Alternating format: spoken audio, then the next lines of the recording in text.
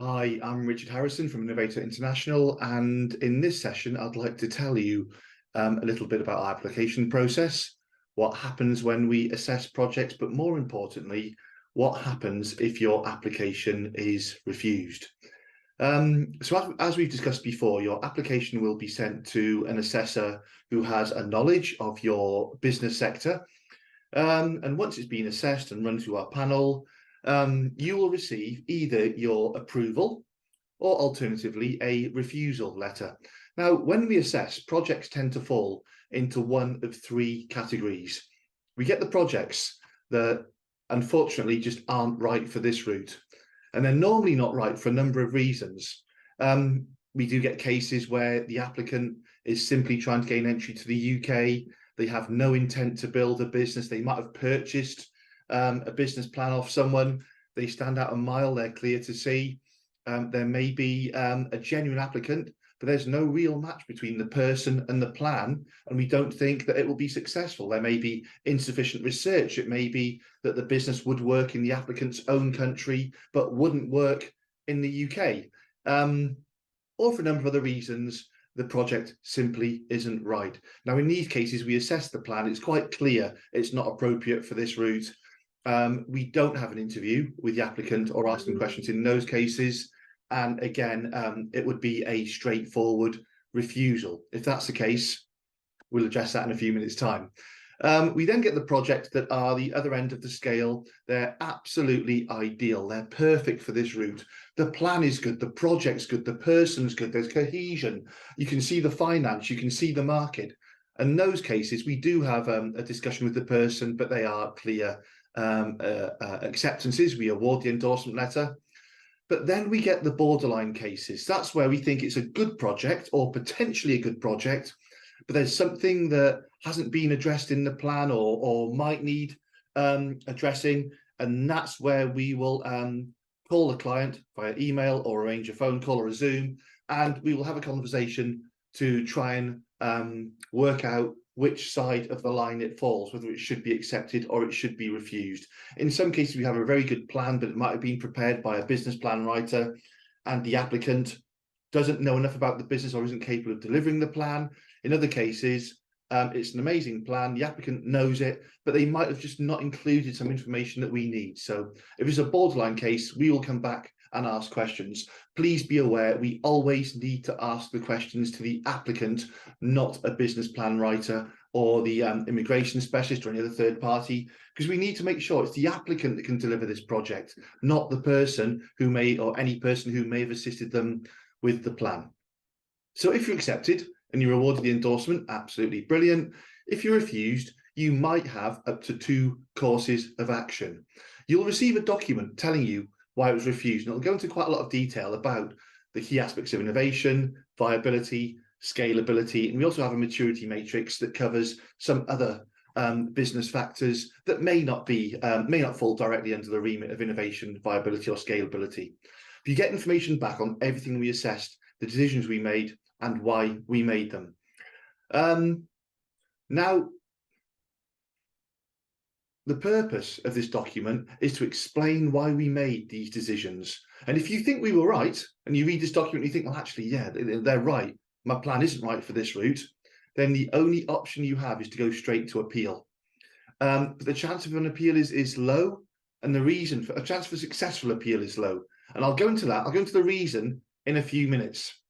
But if you think we've misjudged your plan, if you read our feedback and say, well, they've really not got what I'm trying to do here, they've actually missed some key points or they've misunderstood it, then you can reply. You have one chance to reply to the rejection notice.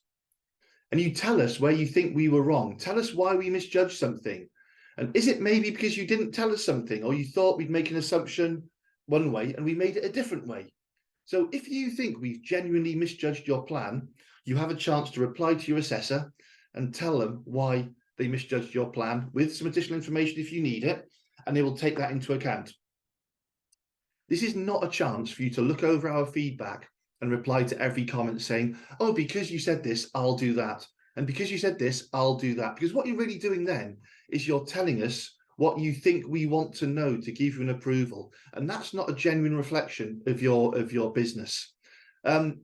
this is a chance to tell us where we genuinely got something wrong. And a great example is one of my projects I was assessing a while ago. And I said, I can't see the UK public wanting this product. And they wrote back to me and said, well, it's funny because we actually launched it last month and we received sales way beyond what we expected in month one. And we never expected it, but it's absolutely flying. And I was wrong. I was wrong in that case. And the applicant was pleasantly surprised. So they sent us the figures, they sent us evidence of the sales, and that made me reconsider my decision, overturn it, and that applicant was subsequently endorsed. Just not a chance for you to see us as business advisors or mentors and say, oh, okay, yeah, I will do it your way. That's not what this is for. It's a chance for you to tell us if you think we genuinely got it wrong. So please don't email us and say, thanks for your feedback. As a result of your feedback, we will do this, this, this, and this, because that's the subject of a whole new application. It's more a case of telling us, we think you misunderstood our project because of A, B, and C, and here's some additional evidence to substantiate our claims. If you're still refused, then you have the right of appeal. The purpose of an appeal isn't for you to send more information in. The purpose of an appeal is to give the project to one of our other assessors who will look through your plan, who will look through any further information that you've sent. They will form their own independent decision, and they will then look at the first refusal letter you were sent. Because the purpose of an appeal is to make sure that the assessor, the original assessor, made the right decision with the information that was made available to them. It's not an opportunity for you to send in a raft more information because you've had that opportunity once already. There's just a chance to for us to say, yes, we do believe we made the right decision, or no, we didn't make the right decision. Now, as we stand today, every appeal has been upheld because we've got very, very good assessors who make the right decisions for the right reasons. But we have, as I mentioned earlier, had a few projects that were initially refused, sent us a little bit more information, and caused us to reconsider based on the information that was sent in. So again, if your project is refused and you think that we were right, then it's highly unlikely that it will be overturned. But if you think we've misunderstood your project, please do tell us why we made a wrongful judgment. But again, the thing that I've said a number of times and can't clarify enough, your refusal note is not a chance for you to get back to us and say, oh, you refused this because of X, Y, and Z, so we will take these corrective actions, because you're really telling us what you think we want to hear. And we don't. We want a good application first time around.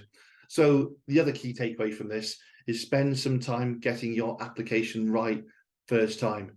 Because once you click submit button and send all those things in, the further opportunities to change that are extremely limited.